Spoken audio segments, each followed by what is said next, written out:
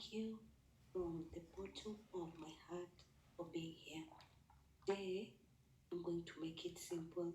I did a video the other day, but I think it was more intense and more complicated. So let me make it simple. You are a student. The holidays are here. There are 3 things that you're supposed to do to ensure that you go through your books for the holiday. These are time, where, and what. And if you observe them, you're going to find that your holiday will be productive. You're going to relax at the same time because the holidays are for refreshing your mind. And if you're in a boarding school, this is the time that you're going to be away from school, in fact, with your parents, and you're going to be able to bond, still have time to bond with your parents. So number 1, time.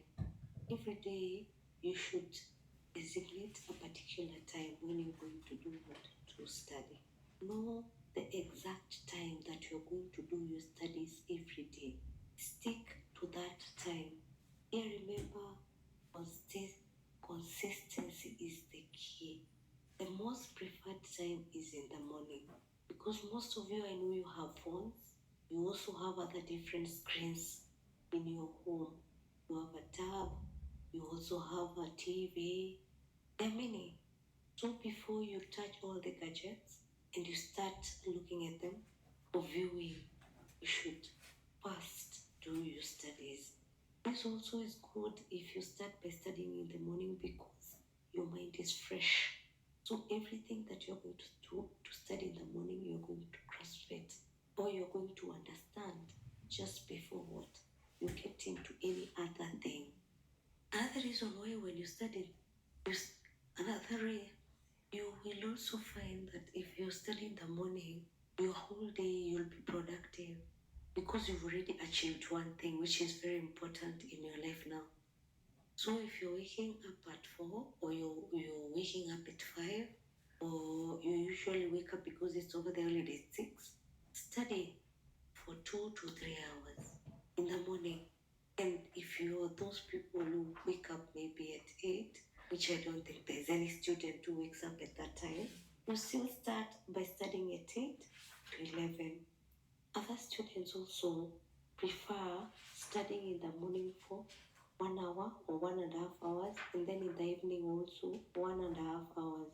Why sometimes I'm not comfortable with the evening is because if you're so much engrossed in your screens, it is normal not to feel like going back to do what? To study.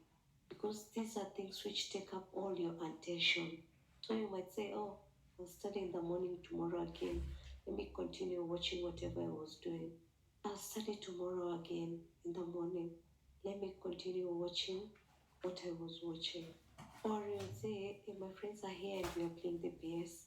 Let me continue doing that because it's more easy and it's more, it's exciting because it's something that is easy to do. Most of the time, that is what most boys like doing. So the time that you're going to be studying every day and stick to it.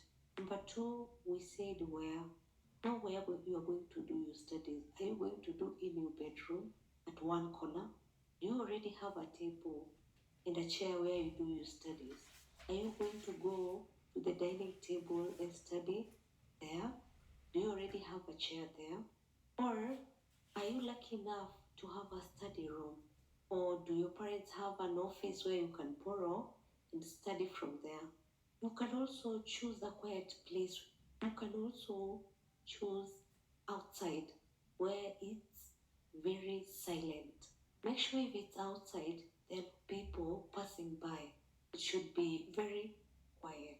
Because if there are people who are passing by or your neighbors are making noise, you will concentrate on that more than your studies.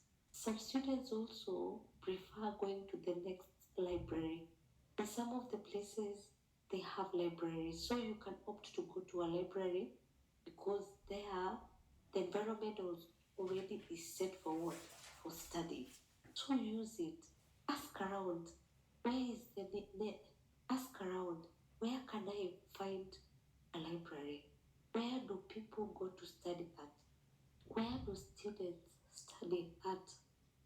Ask around where students go to do their studies. People are very careful. You just have to ask. Even some of the students go to the neighboring churches. You'll find some students go to a nearby church where there is a set room and they provide that service to students to go study there. This is a better place than your bedroom because your bedroom is used for sleeping. You might study for 1 hour and then you feel like going back to bed. Or if you do not have any other area to go study at, you'll still use the bedroom. That should not be a reason for you not to study over the holiday. Now you know where. Let's go to what are you going to study? And this is what I find most students doing. You're going through your notes. Don't start slotting on your timetable. Today I'll read from this page to that page, tomorrow from this page to this page. Just start. Take your biology exercise book where you've written your biology notes. Start from page 1. Start reading. As you're reading, if you stop at a particular page, don't even look at the page itself and start. Just label using your what? Your pencil or your marker, or if you have a book marker, just put it there to know where you've reached. Or you read somewhere the topic that you've read last. And when you read it, make sure you're writing some short notes. Those short notes that you're writing, you don't have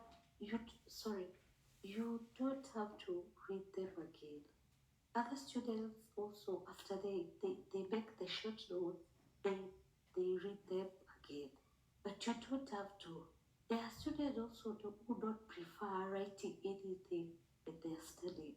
And the students who I find not taking any notes, usually they are already familiar with the material, so they're just going through the material like they're reading a story. As a teacher, the best way that I prefer is, even if you're familiar with the material, write something. Writing ensures that you are focused and all your attention is in your notes. And make sure when you study, and make sure when you're busy going through your notes, you are not distracted by your phone. Make it silent. You can always go back that text message after you study and reply to it. If you start looking at a pin, if you hear a notification over TikTok and you look at it, remember, these people know how to grab you. They know how to grab your attention. If you look at it, one TikTok ends up being 100 TikTok. So keep your phone away as you study. Your friends are not going anywhere. After the 3 hours of study, they'll be there and you'll have plenty of time after all you've done your studies. If you're not reading your notes, another good way is looking at past papers. And at the past papers that you're going through, you will look at them and start reading the questions and looking at the answer and saying, oh, that is the answer. And you go to the next one. This is the best way to look at past papers. You look at a question and you answer it in the exercise book. So you can opt to write the question and the answer, or you can write just the answers and then you mark for yourself. As you're marking for yourself, make sure if you've gotten a wrong answer, you rewrite the whole answer where you got it wrong. That now your mind can change that answer to the correct one. Writing makes it stick in your mind. As you're writing all those answers, as you're going through your past papers, today you choose past paper 1, tomorrow past paper 2, like that. If you have a revision book, start with the first revision book, start with the first revision exercise, or you can even start with the third one. And where you're going to attempt the questions last, you're going to put a mark there. When you go back to that subject, that's where you're going to start. Or you even indicate somewhere the page that you've last read. Or you indicate somewhere the last page where you've attempted the exercise. But write the answers. And then when you're marking for yourself, write or correct where you've gone wrong. That is what students do. Let me know if this helps in the description box. Blessings.